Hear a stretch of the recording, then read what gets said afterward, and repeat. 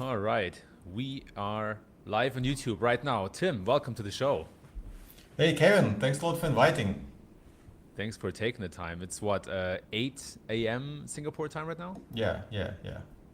Oh my God. So Okay. So, if I give any stupid answers, blame it on lack of sleep. no stupid answers. Oh well, maybe no stupid questions, but stupid answers. So we'll test you on this one. Maybe to get you started with a couple warm-up questions, just to wake up a little bit. Um, First one, what did you have for breakfast? Today nothing. It's 8 a.m. I didn't have a chance to. Do But fasting or usually, something? and no, usually it's something like coffee and croissant, kind of like a French breakfast. But today, yeah, I just didn't want to wake up much earlier to have breakfast. I'll have it after this. Fair. Okay. Maybe have this conversation for breakfast. What's the last podcast you heard? Ooh, probably Lex Friedman. Oh, okay. Which what was the guest?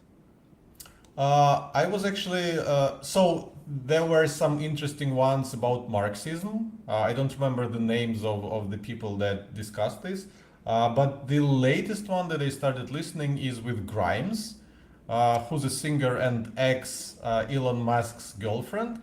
But from the first, I don't know, 15 to 20 minutes, she's actually quite educated and quite interested in technology and music production and all that stuff. So I turned it on just to check what's there, but she's actually quite an interesting person. Wow, Grimes. So I Yeah. approve Mr. Elon Musk's choice or ex choice. One of his choices. There are probably lots of Yeah. questionable choices. Next question. If you were still DJing today, what would be your favorite song to play? Oh, I don't know. Like there are just too many, too many. This is a hard question to answer. Hard question. Okay, you get one pass, just one. Fourth warm-up question. If you were to win the lottery tomorrow, how would you spend your time? Oh, I would definitely hire a private jet, flew all my friends to the destination, and just have fun with like as many people as I can. Because What destination? everyone is grown ups, it's hard to take time off, blah blah blah. But when you say, hey, we're hopping on a private jet and going to some island and having fun for a few days, I'm sure everyone would make an exception and make time for it. It sounds a lot like the Fire Festival, but I'm gonna trust you. Okay, hope it would be better. I'm sure. I'm sure. I'm just teasing. Okay, last warm-up question. What's your most contrarian opinion? In general, Yeah. oh, I have many, probably not something to speak about on Twitter or talk publicly. Hmm, About let SEO. me see. Let's tie it to SEO or marketing. To SEO, um, well, for example, I'm not sure how contrarian it is, but I do think that Google uses data from Chrome to influence their rankings. So some people think it's true, some people think it's not. So I'm on the true side. I think they do use this data. Maybe not on all pages, maybe again for training some subset for machine learning and stuff. But like I am quite sure that they do it. I don't have any proof, of course, but I think they do. Yeah, I would actually agree with you on this one. So maybe it's our shared contrarian opinion, us against the world. But and thanks for entertaining those kind of warm-up questions. Okay, are you ready for the official questions? Yeah, let's go. Cool, awesome. Okay, I'm gonna play the intro and then we're gonna just tackle them one by one.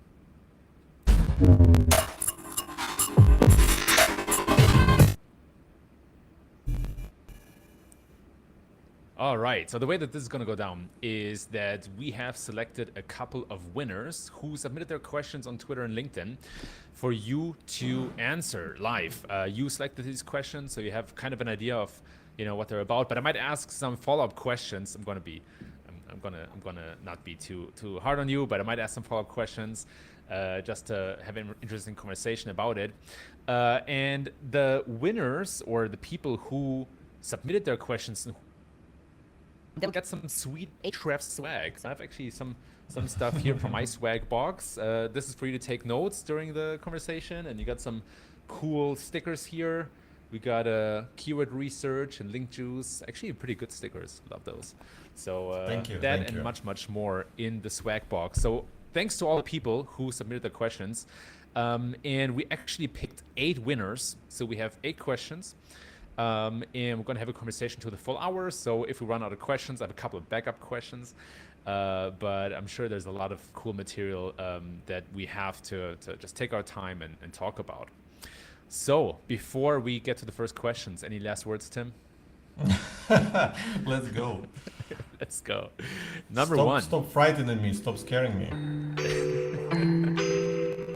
All right, first question from Michael Rübke. Define an important business SEO metric for which no SEO software tool can provide a data statement for the foreseeable future. So the answer is in the question actually. The metric that I would choose for that is business potential.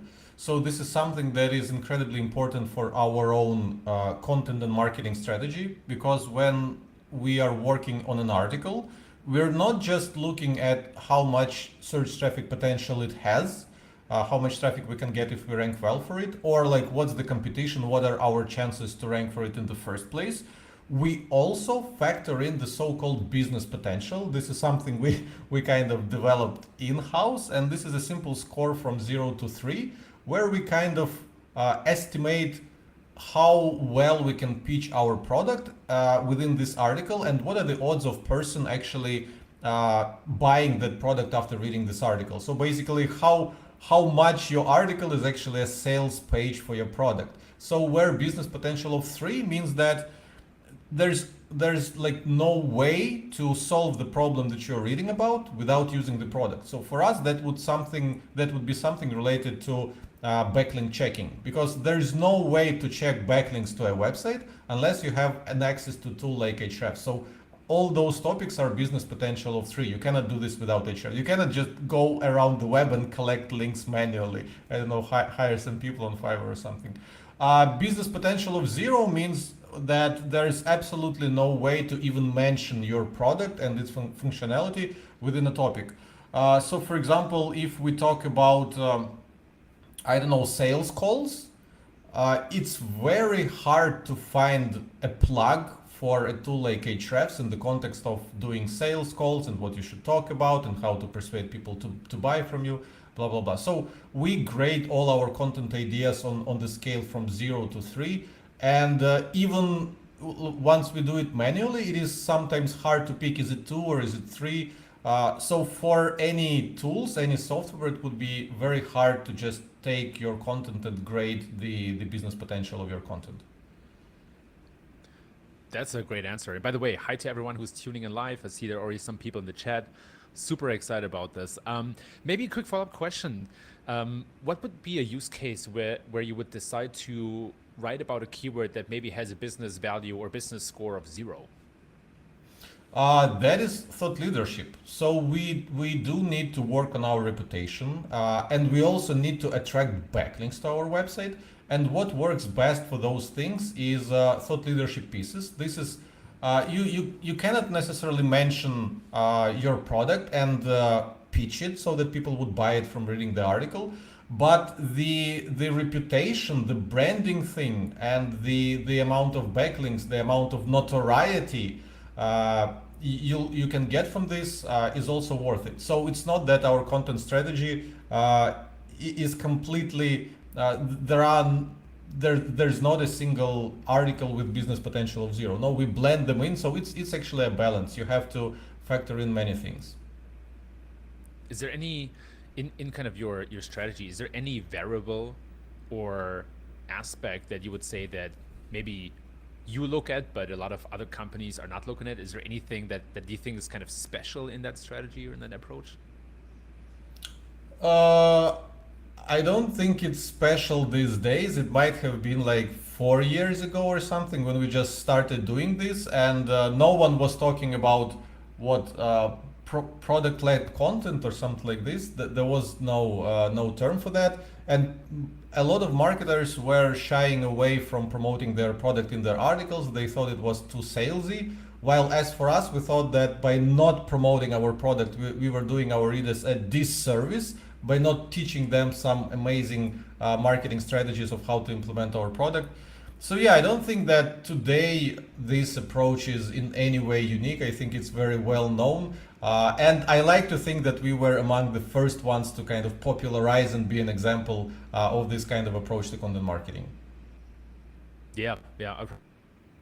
Did a really good job in kind of weaving that in a way that it's not too, not too, as you said, artificial or too salesy. It kind of fits into the context, and that's very pleasing to read.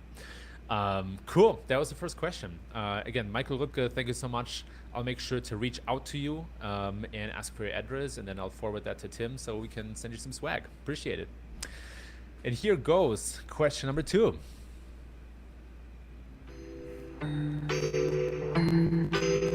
Okay, so Ben Travis asks, are you all using or planning to use Yep to make Ahrefs better? If so, how? Tim, I'm sure you didn't expect a single question about Yep at all. No, that's a great question actually. So if you think about it, Ahrefs is basically Google Webmaster Tools or Google Search Console for a search engine that doesn't exist. So we have the Search Console, but we don't have the search engine.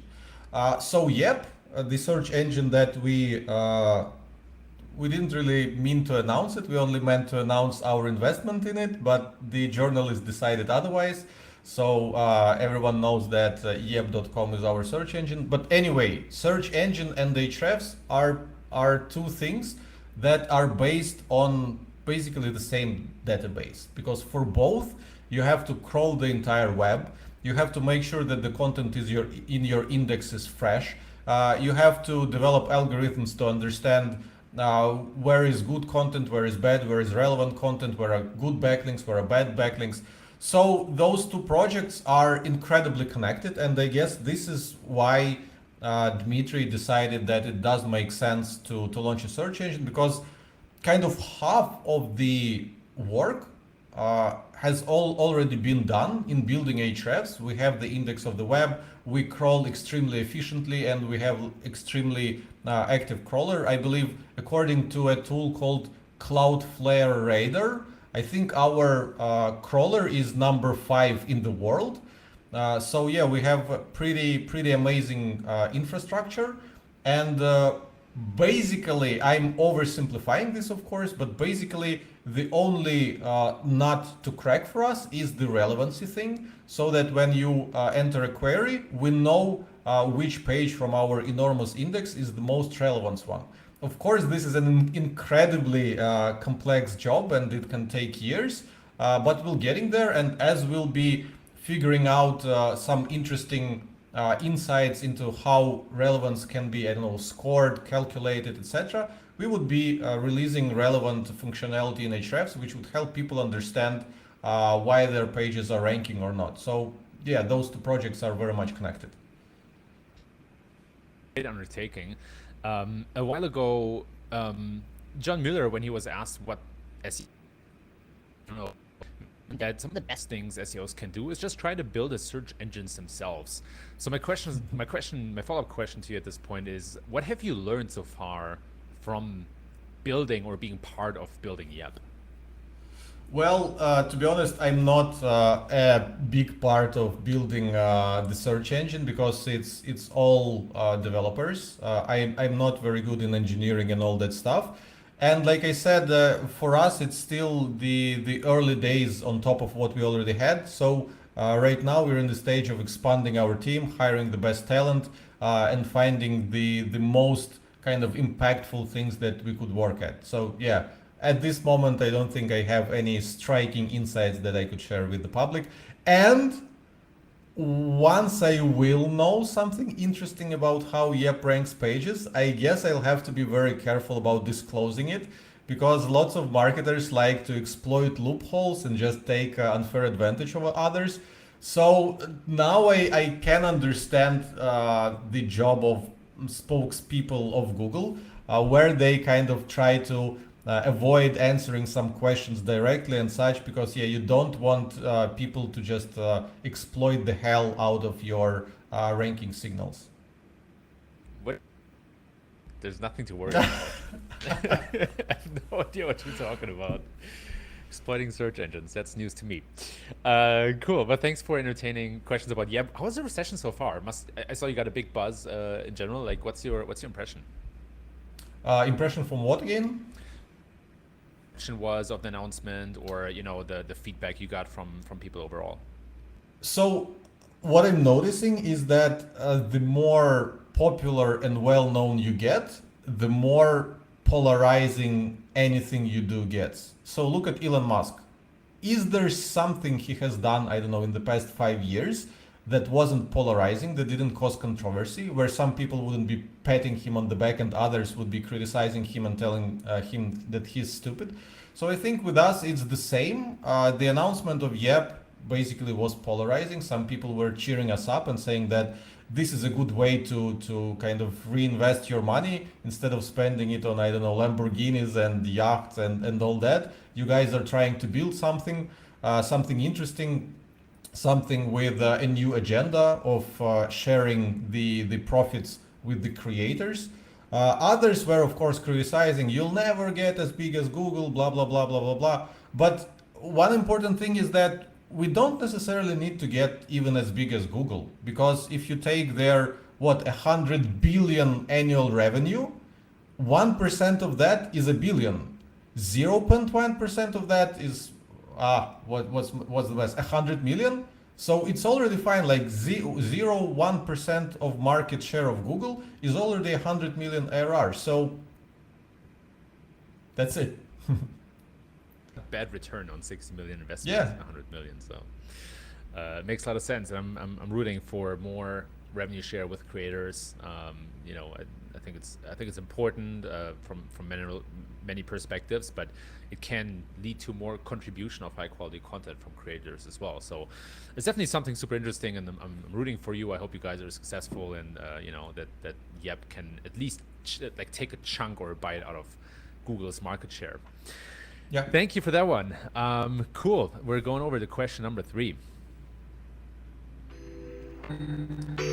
So Cindy Crum asks, I want to know what has been the Ahrefs marketing campaign that Tim is the most proud of, where he really took a chance and it paid off? Great question.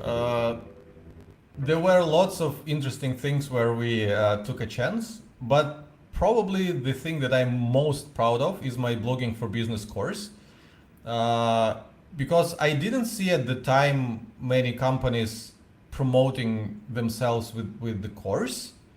And I created it from scratch. It took me quite a while because back then I was one person marketing team. I actually recently published the entire lifespan of that course on the Ahrefs blog. So if you'll search for blogging for business, Ahrefs, how they use the course or something like that, I'm sure you'll find in Google this article. And I outlined how this course was used for marketing and how many views it generated. I think it generated, in total, all the lessons of this course have generated over 500,000 views, which is pretty cool. So yeah, we first made this course available for free. Then we put it under the paywall. Then when COVID hit, we made it available for free again. We also used it for giveaways, for prizes, etc. So that course had a pretty interesting lifespan, and it proved to be a pretty useful tool in marketing of our software. So I guess that's the kind of the marketing undertaking that I'm most proud of, because I created it from start to finish. And I'm pretty happy with how it turned out. Best insight or tip or tactic from the course, the most important one? Well, one of them is actually the business potential, which I talked about just 10 minutes ago. So it's very important to make sure that your content is selling your product. Otherwise, why are you even creating it? Another very important insight is data-driven content. This is where you take data that is uniquely available to your business. For example, if you are a dentist, you can check, like, out of people that come to you for some regular cleaning, how many of them have problems with the teeth that you have to fix.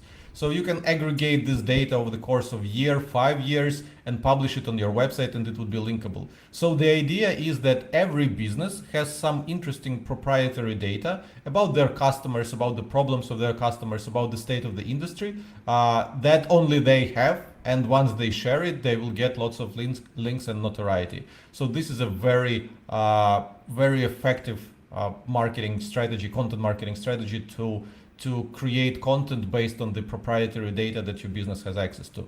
And we use that strategy quite a bit with Ahrefs data and the data studies that we were publishing. Course again. Yeah, I actually do want to update the course, but I'm being torn between updating the course and writing a book about marketing. So I'm in a limbo. I cannot decide which one I should do. Book. I say do book. Okay, thank you. That's my personal opinion. Trying to push you over the edge. So yeah, I'll be very curious about a book from you. Cool.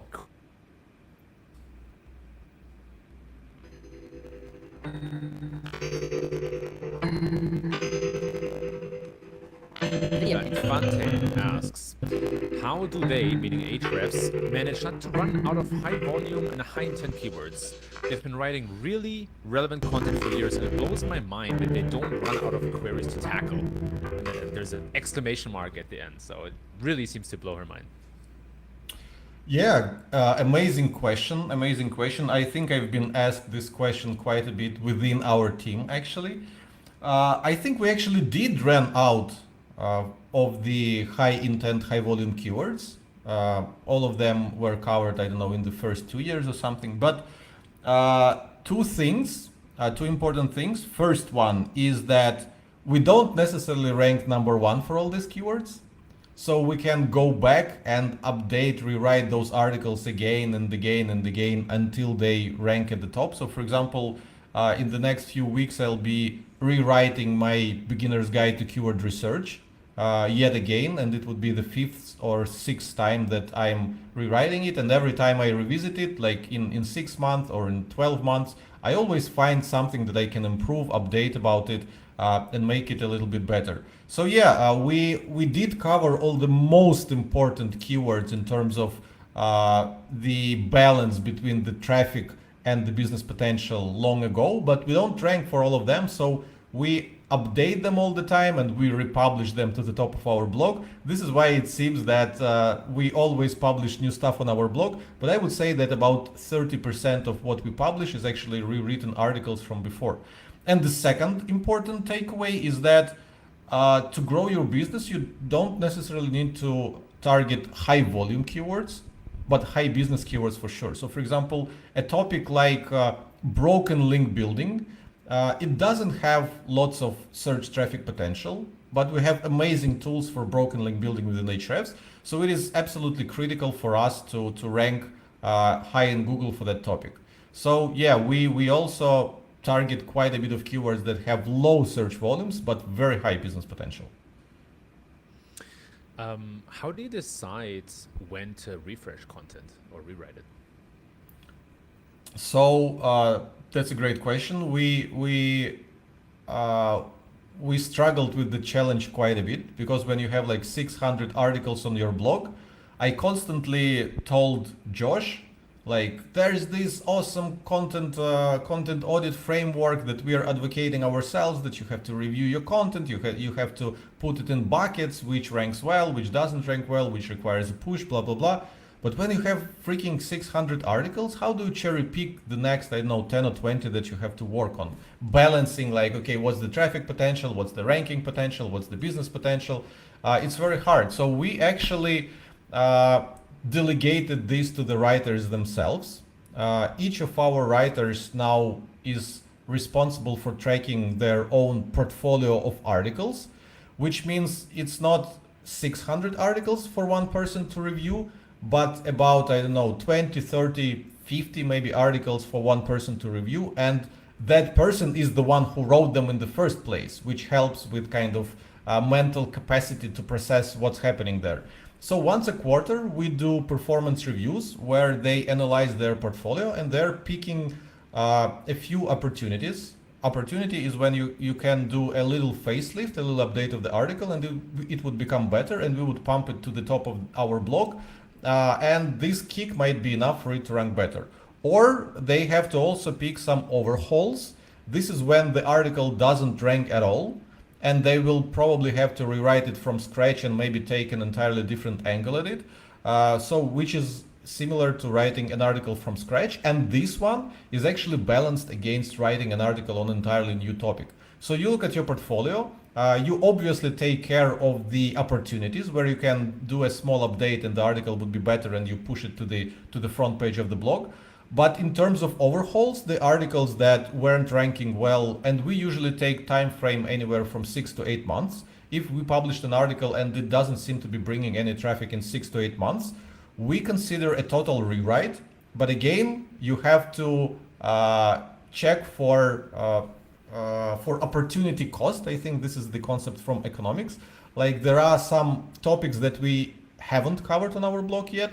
So what would be more important, to rewrite this article or to write an article about an entirely new thing? So we always have to make some bets, and we're just hoping that we're making good bets, and most of them are winning ones. Yeah, I love that. It's a very similar framework to how we approached it at G2 as well, where we had a large writer organization and thought about a writer portfolio. So you have this, like, you have your own responsibility, similar to how it's a territory where marketer has their channel, and you're basically responsible for keeping that traffic alive and growing it over time within a realistic mean, of course. Have you kind of found any good frameworks for deciding how much to improve of an article? Because one thing that I notice a lot is when I ask a writer or a marketer or tell them, hey, this article needs to be rewritten or refreshed or updated, they're often like, okay, cool, so what do we need to do? How do you think about that? How do you instruct someone to rewrite or update an article? So right now this is done with that performance review where they pick 3 to 5 articles that they think can use a little rewrite. And we hop on a call, either with me or with our head of content, Joshua, or like with all three of us. And we do a quick discussion if their idea of how this article should be updated makes sense or not, or they're overthinking it, or they're underthinking it. That's basically it. I don't think you can just kind of quantify this and put an SOP, because all articles are very different, and to create some general rules of how they can be updated, I'm not even sure that it is possible. Maybe you disagree with me here. No, I love the term underthinking too. I think that happens quite a lot. Cool. Content refreshes all make sense. Question number 5.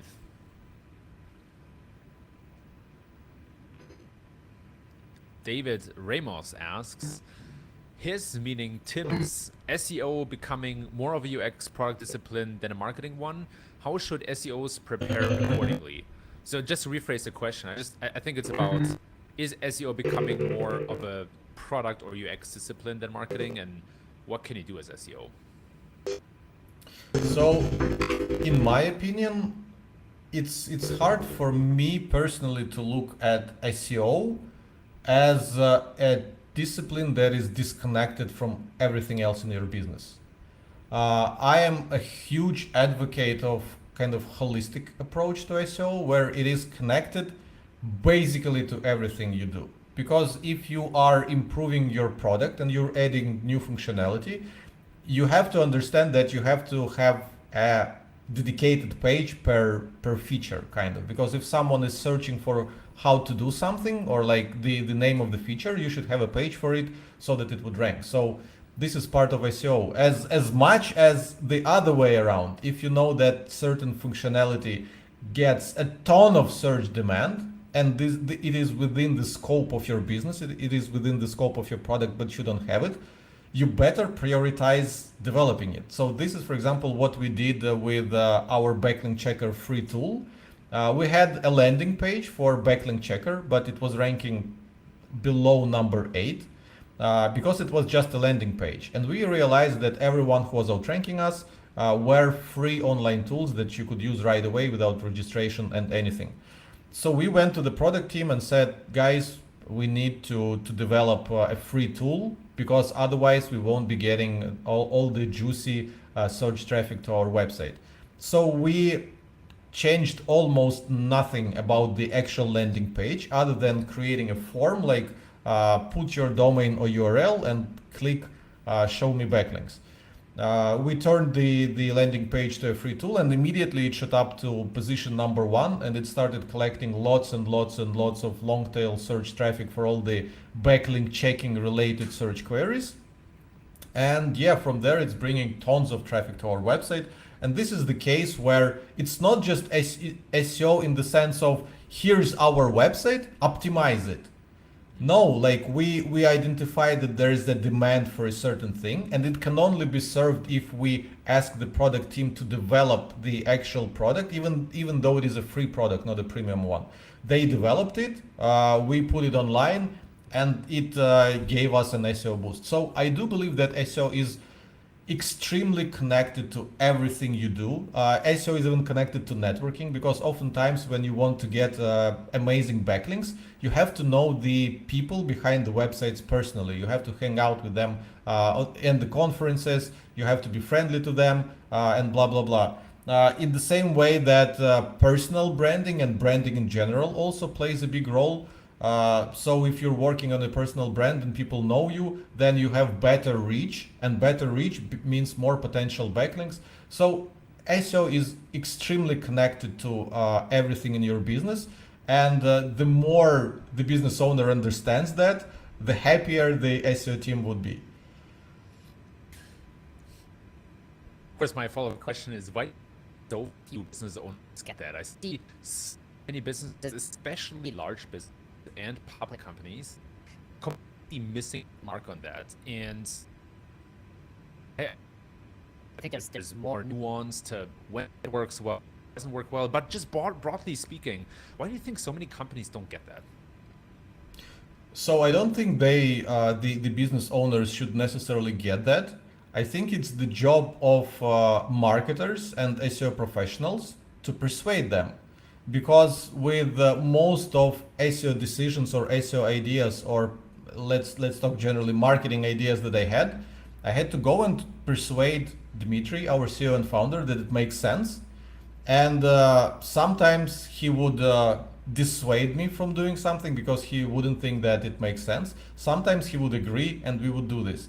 So it's all about talking more to the business owner, to the stakeholders, and persuading them and having good arguments, having good examples. So one good example in terms of backlink checker, because of course when you're spending so much resources to crawl the web and to collect an amazing database of backlinks, you don't want to share it for free.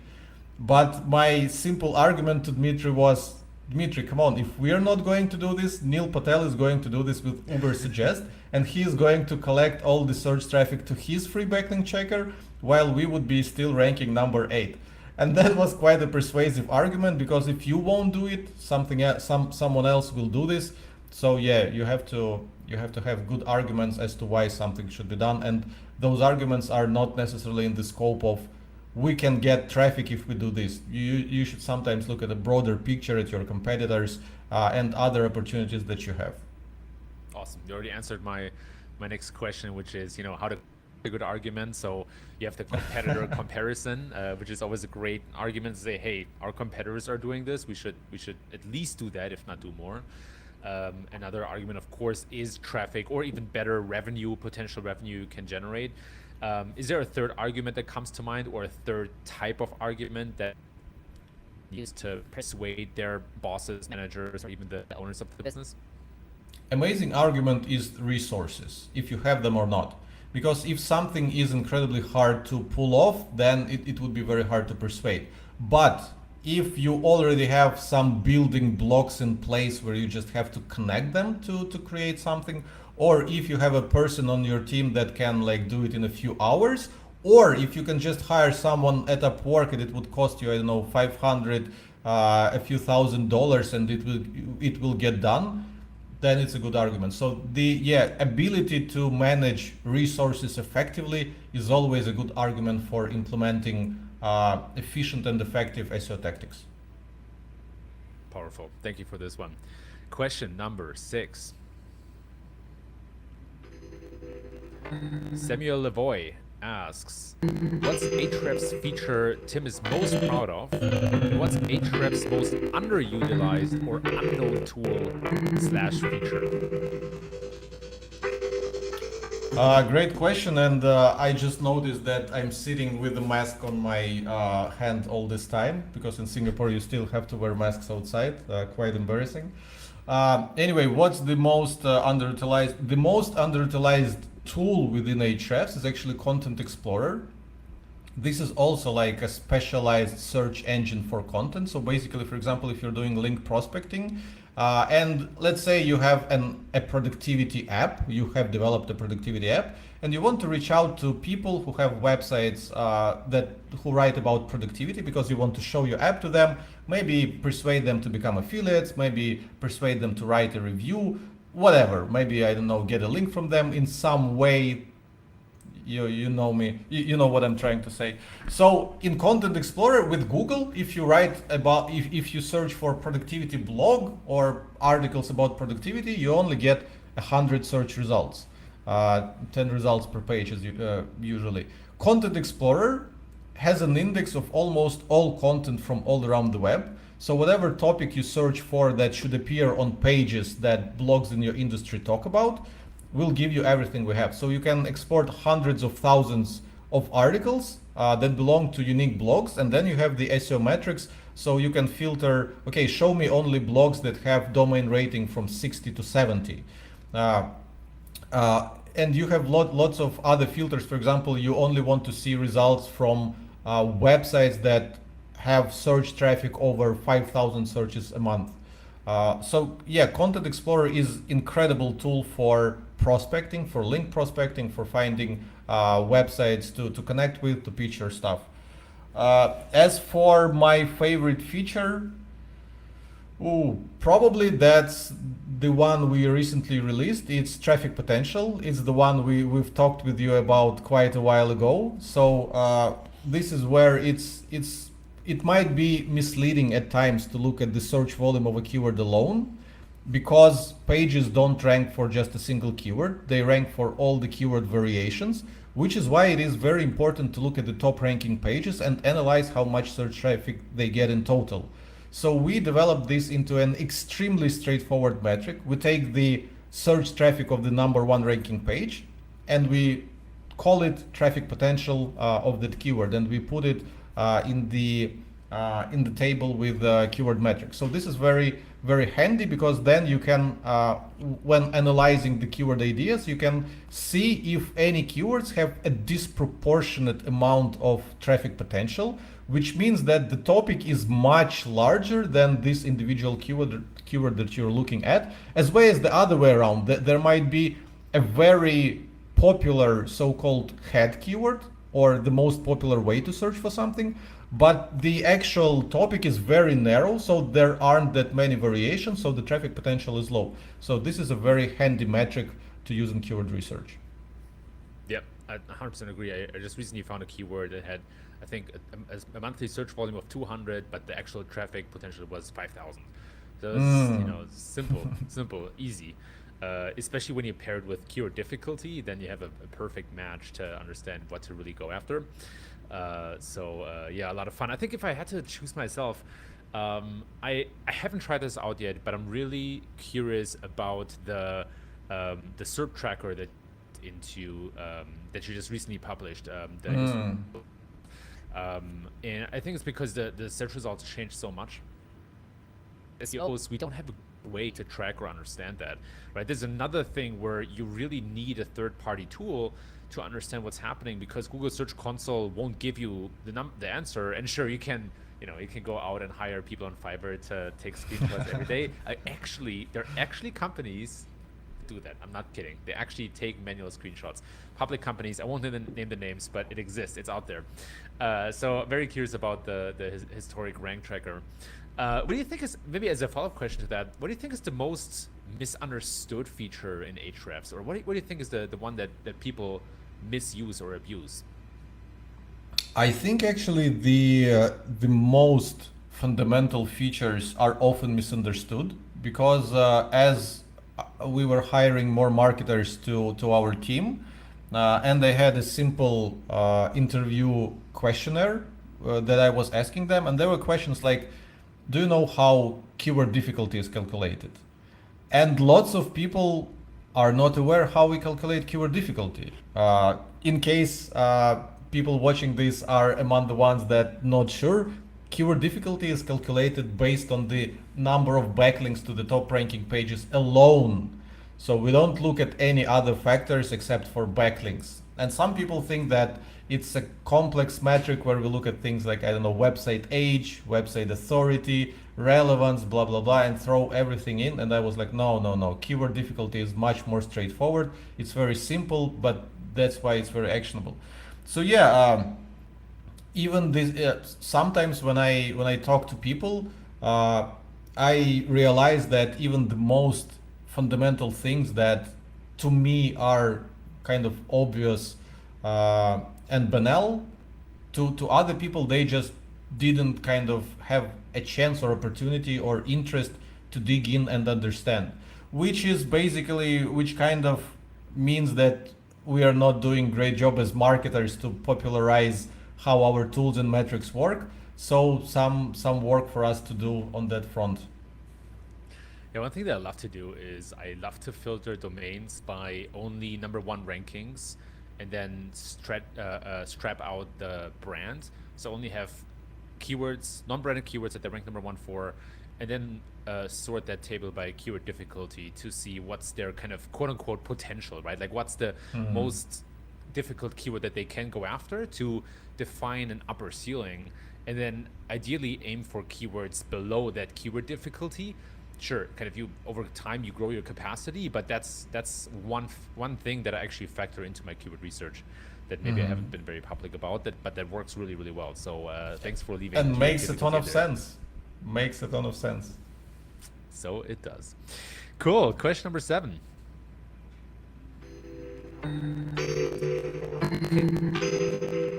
Monique, sorry I mispronounced your last name, asks, search research tools are many and increasingly commodified. How does Ahrefs differentiate best in market and add value for its users outside of product features? That's a good question. Outside of product features, I don't know, maybe, it's, I think Ahrefs has some nice differentiation in terms of our kind of ethics and philosophy. So, for example, we don't use retargeting. So if you visit ahrefs.com, we won't stalk you with banners and such everywhere you go. We don't have Facebook pixels, Google pixels, Twitter pixels. So we're not feeding your data to all those big companies. We don't use pop-ups on our website. We don't use tricky wording on our websites. We don't even bid on our competitor brands because we think it's not ethical to do this, even though competitors bid on our brand. So yeah, I think a good differentiation is how we act ourselves, that we are not trying to trick people, to deceive people. We're not trying to use every advantage we have to squeeze more money out of people. The other day, I actually was talking to Dmitry about this, and I said that you're kind of handicapping our marketing department by your ideology with different marketing tricks and tactics and so-called growth hacks.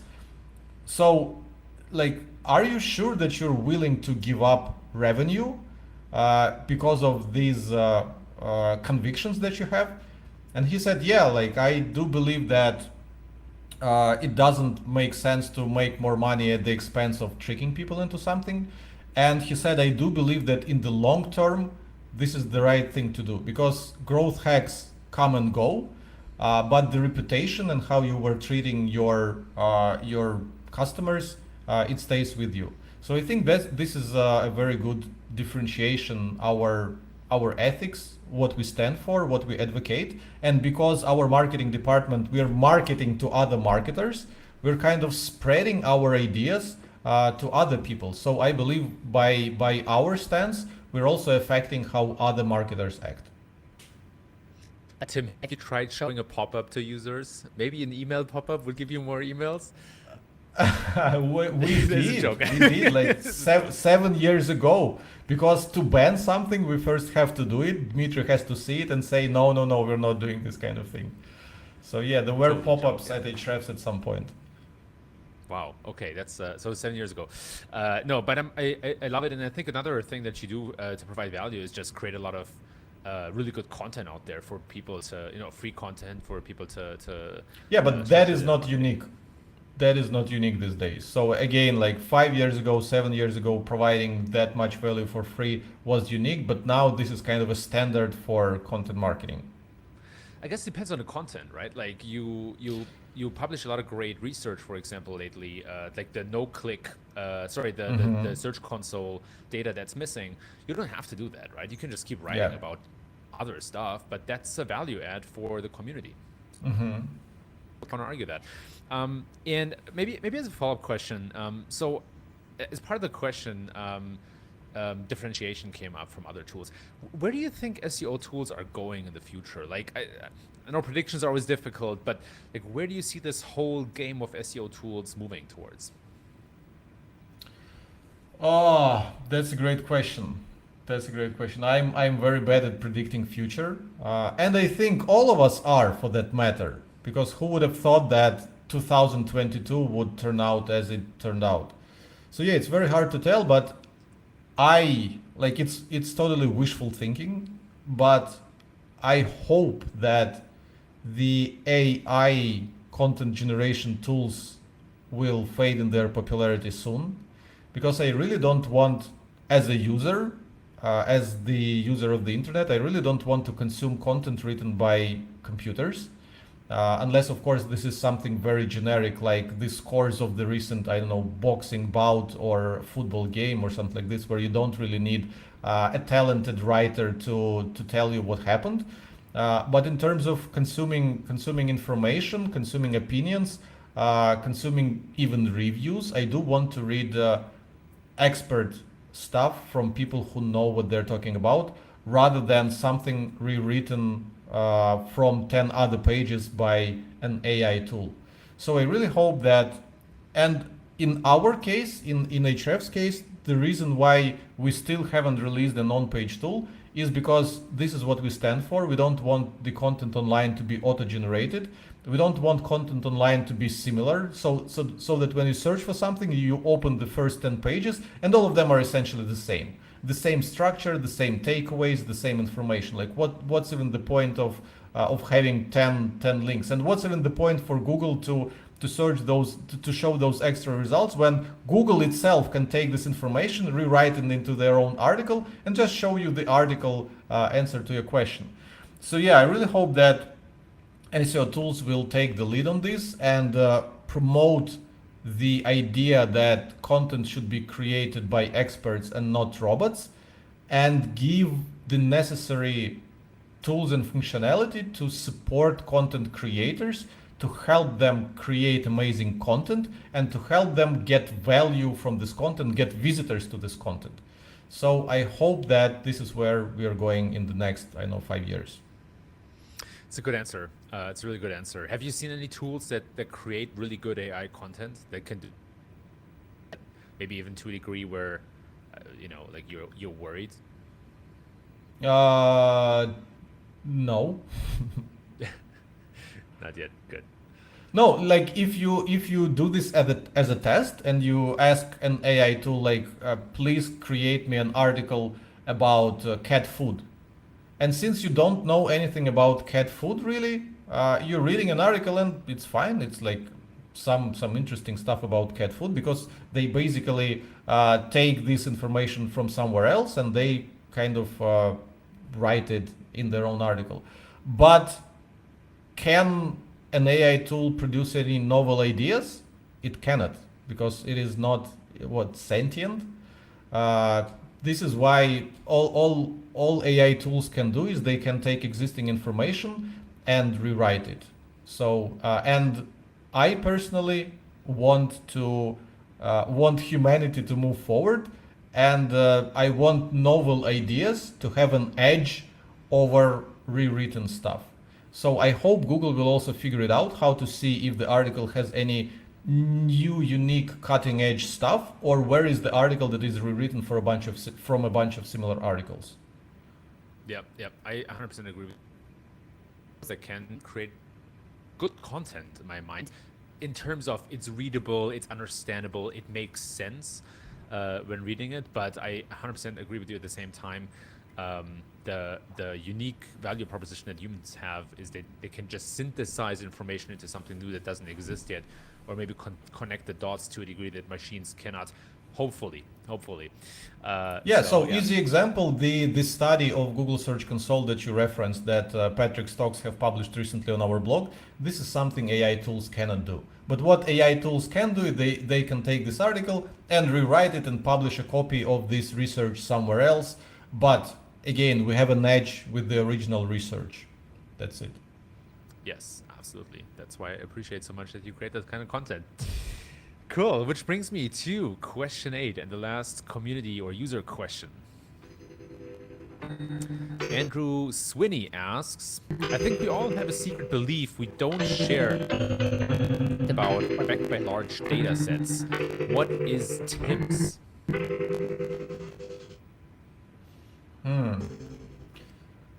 So we already talked about one of them, which is that Google is probably using the data they collect from Chrome. There's no evidence to that. Another, it's not a belief, it's a suspicion I have, which kind of sounds stupid, but I cannot do anything about it. I think that if you promote a page in Google with ads, with pay-per-click ads, they might be kind of discouraged to move you higher in the organic search results because you're paying them. This sounds really unfair, and I really hope that Google is not doing this. But this is such a straightforward way to squeeze more money out of your customers. The same thing that similar thing. It's not really about SEO, but about those platforms like Twitter and LinkedIn, where people brag about how many views they get on their posts. I have a suspicion that a good chunk of those views reported are fake, and they're simply to encourage people to create more content on the platform and stay longer there, to kind of motivate people. So there's no way to know if the platforms are inflating their views, and there's no way to know if Google is not ranking the pages well organically if those pages are being advertised. But I have those suspicions. Yeah, all I can say at this point is that I encourage everyone paid versus organic spend and pay attention to rank. And sure, you want to test that anyway for channel incrementality reasons, right? So I think there's a lot of reasons to do it, but insights can be very surprising. Maybe like one or two follow-up questions. Social platforms as well. Are you still active on any social platform? And do you think it makes sense to quote unquote create an audience on any social platform, or do you think it's all just kind of like shallow and fake fluff? This is an amazing question that I wrestle with almost not every day, but every week for sure.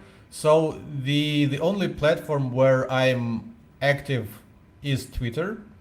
I do kind of try to remind myself and to push myself to at least copy paste what I'm posting on Twitter to LinkedIn, because oftentimes LinkedIn gives you some nice reach and people are commenting and people are sharing. So you do get value out of posting there, especially if your post contains something related to the business and bringing more customers to the business, or bringing more awareness to what your product does.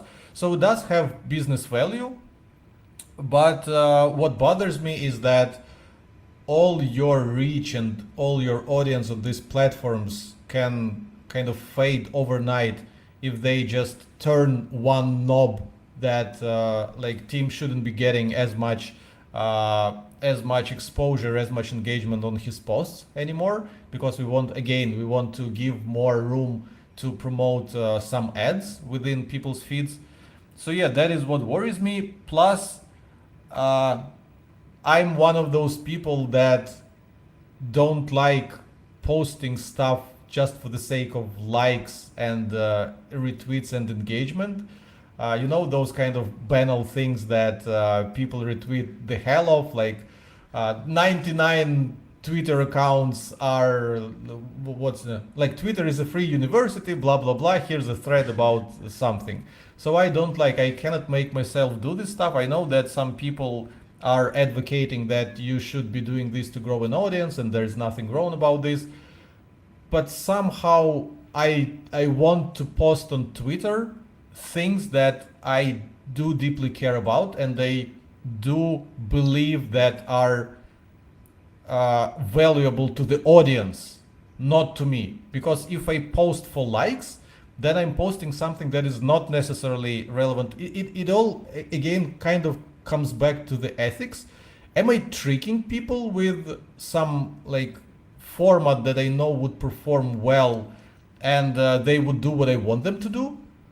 Or do I genuinely want to provide value to people? So this is the same. I just cannot make myself at the end of my threads to say, don't forget to follow me and don't forget to retweet the first tweet in the thread, blah blah blah. I don't know. I just cannot make myself do this. I just post on Twitter whatever I truly believe in, and whatever I want to discuss with other people on Twitter. I get it. It's kind of, it's not infuriating, but it's almost frustrating to see how many people on Twitter and LinkedIn get so many followers with so much fluff, right? But then on the other hand, you would also ask yourself, okay, if that's what people want from that person, then that person probably cannot deliver deeper insights, or it's probably, they probably follow that person for that type of fluff. There's probably some virtue signaling involved as well, but what really is the value, right? So it goes back to, a lot of traffic, but no business value, a lot of likes, but no real messaging and no real value. So and yeah, I don't want to criticize people who do it. I don't want to mean that those people are, I don't know, bad or disingenuous or anything like that. So I don't want to look down on these people or something. I'm just talking about myself personally and how I feel personally. And for some reason, I cannot make myself do this because it's just not me. It's just like out of character or something like this. So if you feel good about doing this, if it's on character for you, if you don't have any moral quandaries about it, then you should do this. If people like it, then there's something in it. It's not my thing. So that's it. I think it's fair to say. I don't want to it's fair judge anyone. No, I think it's totally fair to have an opinion these days. I know it's not fashionable, right? These days you have to be very diplomatic, but I think it's totally fine, and you have some very valid points, and I appreciate you bringing those up. Tim, we're coming to the end of our session, which makes me very sad because I greatly enjoyed the conversation. Again, thanks to everyone who... we have 8 winners with great questions. I'll reach out to all of you to make sure you get your swag packages, and I appreciate you all tuning in. And Tim, I want to leave the last words to you. So maybe as my last question for today to you would be, what for the SEO community? Oh, so we can start from the last thing we discussed. About being political and having opinions and being critical of other people. So the first thing I would wish for SEO and it's not even SEO community, it's like people in general, and I don't know, people on Twitter in general, is, I don't know, to be more kind and less judgmental. Because the other day I tweeted kind of a observation that our mentions are being removed from backlinko.com and being replaced with SEMrush because they obviously bought it. I didn't criticize anyone in that tweet. I even had like a smiling and crying emoji there. So it's like, I'm sad, but I can understand why it's happening. And I didn't expect that this tweet would be so polarizing and people would jump at us and like say things like, mind your own business, this is their business decision, blah, blah, blah. But what's interesting is that when I saw someone else posting the same thing on LinkedIn, the sentiment there was like completely positive. Like in our case, no one was criticizing us for pointing this out and such.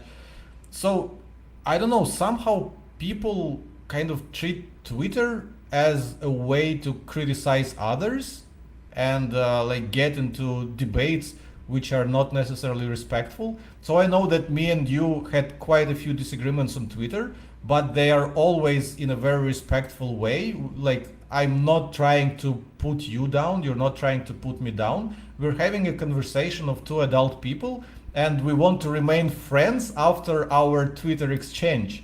Like, it's okay to disagree, but the way you disagree and what you say and how you say it is very important. So it's okay, and people should be disagreeing and people should be expressing their opinions, but people should be just kinder. Express your opinion with more, because you don't know what is happening in other person's life, why they tweeted it, what's the context. You I think it's written in the Bible something along the side along sides of don't judge or something like this. So it does make sense to not be judgmental. Express your opinion, but don't judge other people. So this is what I wish for SEO community, to be more kind to each other. Ladies and gentlemen, Tim Soulo.